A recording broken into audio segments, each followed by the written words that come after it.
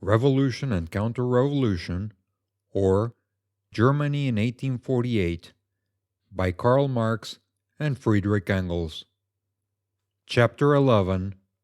The Vienna Insurrection. March 19th, 1852. We now come to the decisive event which formed the counter-revolutionary part in Germany to the Parisian insurrection of June, and which, by a single blow, turned the scale in favor of the counter-revolutionary party, the insurrection of October 1848 in Vienna. We have seen what the position of the different classes was in Vienna after the victory of 12th March. We have also seen how the movement of German Austria was entangled with and impeded by the events in the non-German provinces of Austria. It only remains for us, then, briefly to survey the causes which led to this last and most formidable rising of German Austria. The high aristocracy and stock-jobbing bourgeoisie, which had formed the principal non-official supports of the Metternichian government, were established, even after the events of March, to maintain a predominating influence with the government, not only by the court, the army, and the bureaucracy, but still more by the horror of anarchy, which rapidly spread among the middle classes. They very soon ventured a few feelers in the shape of a press law, a nondescript aristocratic constitution, and an electoral law based upon the old division of estates. The so-called constitutional ministry, consisting of half-liberal, timid, incapable bureaucrats, on the 14th of May, even ventured a direct attack upon the revolutionary organizations of the masses by dissolving the Central Committee of Delegates of the National Guard and Academic Legion, a body formed for the express purpose of controlling the government and calling out against it, in case of need, the popular forces. But this act only provoked the insurrection of the 15th May, by which the government was forced to acknowledge the committee, to repeal the constitution and the electoral law, and to grant the power of framing a new fundamental law to a constitutional diet, elected by universal suffrage. All this was confirmed on the following day by an imperial proclamation. But the reactionary party, which also had its representatives in the ministry, soon got their liberal colleagues to undertake a new attack upon the popular conquests. The Academic Legion, the stronghold of the movement party, the center of continuous agitation, had, on this very account, become obnoxious to the more moderate burghers of Vienna. On the 26th, a ministerial decree dissolved it. Perhaps this blow might have succeeded if it had been carried out by a part of the National Guard only, but the government, not trusting them either, brought the military forward, and at once the National Guard turned round, united with the Academic Legion, and thus frustrated the ministerial project. In the meantime, however, the Emperor and his court had, on the 16th of May, left Vienna and fled to Innsbruck.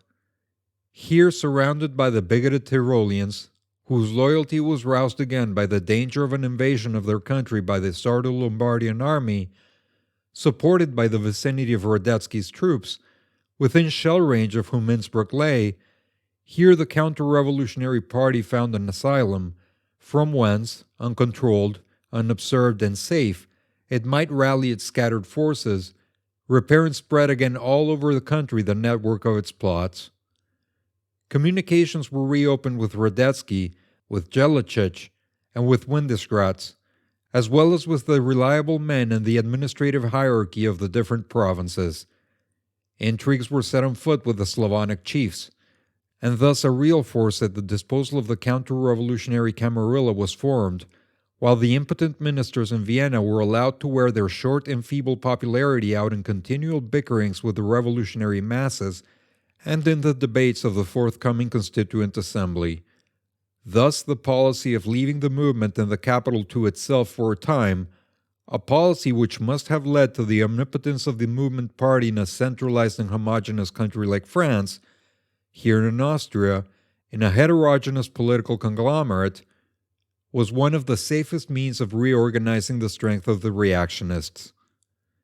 In Vienna, the middle class, persuaded that after 3 successive defeats, and in the face of a constituent assembly based upon universal suffrage, the court was no longer an opponent to be dreaded, fell more and more into that weariness and apathy, and that eternal outcry for order and tranquility, which has everywhere seized this class after violent commotions and consequent derangements of trade.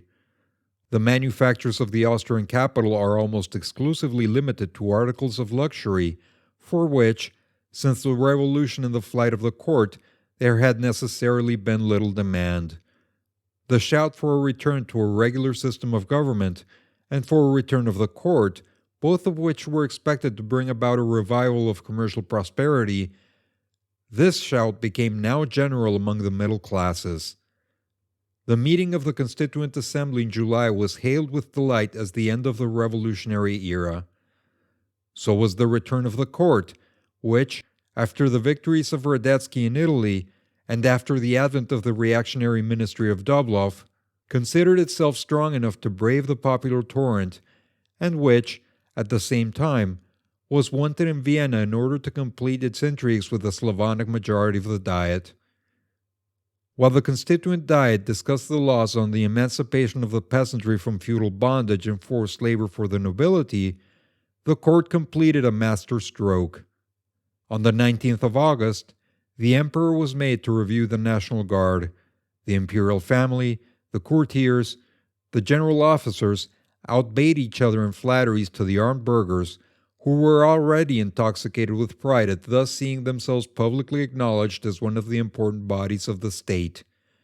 And immediately afterwards a decree, signed by Herr Schwarzer, the only popular minister in the cabinet, was published, withdrawing the government aid given hitherto to the workmen out of employ.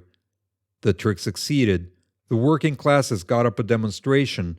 The middle-class National Guards declared for the decree of their minister. They were launched upon the anarchists, fell like tigers on the unarmed and unresisting workpeople, and massacred a great number of them on the 23rd of August. Thus the unity and strength of the revolutionary force was broken. The class struggle between bourgeois and proletarian had come in Vienna, too, to a bloody outbreak, and the counter-revolutionary Camarilla saw the day approaching on which it might strike its grand blow. The Hungarian affairs very soon offered an opportunity to proclaim openly the principles upon which it intended to act. On the 5th of October, an imperial decree in the Vienna Gazette, a decree countersigned by none of the responsible ministers for Hungary, declared the Hungarian Diet dissolved, and named the Ban Jelačić of Croatia civil and military governor of the country. Jelačić, the leader of South Slavonian reaction, a man who was actually at war with the lawful authorities of Hungary. At the same time, orders were given to the troops in Vienna to march out and form part of the army which was to enforce Jelačić's authority. This, however, was showing the cloven foot too openly. Every man in Vienna felt that war upon Hungary was war upon the principle of constitutional government, which principle was in the very decree trampled upon by the attempts of the emperor to make decrees with legal force without the countersign of a responsible minister. The people, the Academic Legion, the National Guard of Vienna, on the 6th of October rose en masse and resisted the departure of the troops. Some grenadiers passed over to the people. A short struggle took place between the popular forces and the troops. The Minister of War, Latour, was massacred by the people, and in the evening the latter were victors. In the meantime, Ban Jelačić, beaten at Stochl-Weisenberg by Perxel, had taken refuge near Vienna on German-Austrian territory.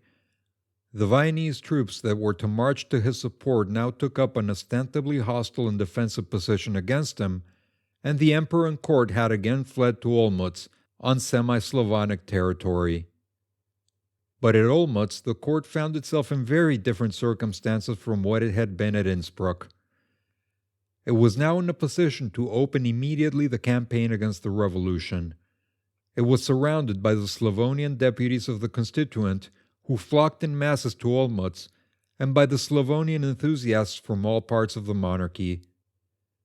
The campaign, in their eyes, was to be a war of Slavonian restoration and of extermination against the true intruders upon what was considered Slavonian soil, against the German and the Magyar. Windesgratz, the conqueror of Prague, now commander of the army that was concentrated around Vienna, became at once the hero of Slavonian nationality, and his army concentrated rapidly from all sides. From Bohemia, Moravia, Styria, Upper Austria, and Italy, marched regiment after regiment on routes that converged at Vienna to join the troops of Jelicic and the ex-garrison of the capital. Above 60,000 men were thus united towards the end of October, and soon they commenced hemming in the imperial city on all sides until, on the 30th of October, they were far enough advanced to venture upon the decisive attack. In Vienna, in the meantime, confusion and helplessness was prevalent. The middle class, as soon as the victory was gained, became again possessed with their old distrust against the anarchic working classes. The workingmen, mindful of the treatment they had received 6 weeks before at the hands of the armed tradesmen and of the unsteady, wavering policy of the middle class at large, would not trust to them the defense of the city and demanded arms and military organization for themselves. The Academic Legion, full of zeal for the struggle against imperial despotism, were entirely incapable of understanding the nature of the estrangement of the two classes or of otherwise comprehending the necessities of the situation. There was confusion in the public mind, confusion in the ruling councils. The remnant of the German Diet deputies, and a few Slavonians, acting the part of spies for their friends at Olmütz, besides a few of the more revolutionary Polish deputies, sat in permanency, but instead of taking part resolutely, they lost all their time in idle debates upon the possibility of resisting the imperial army without overstepping the bounds of constitutional conventionalities. The Committee of Safety, composed of deputies from almost all the popular bodies of Vienna, although resolved to resist, was yet dominated by a majority of burghers and petty tradesmen who never allowed it to follow up any determined, energetic line of action.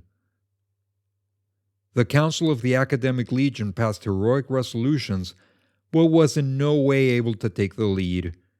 The working classes, distrusted, disarmed, disorganized, hardly emerging from the intellectual bondage of the old regime, hardly awaking, not to a knowledge, but to a mere instinct of their social position and proper political line of action, could only make themselves heard by loud demonstrations, and could not be expected to be up to the difficulties of the moment.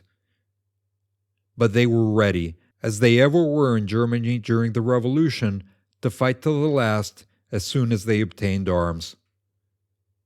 That was the state of things in Vienna. Outside, the reorganized Austrian army flushed with the victories of Radetzky in Italy. 60 or 70,000 men well armed, well organized, and if not well commanded, at least possessing commanders.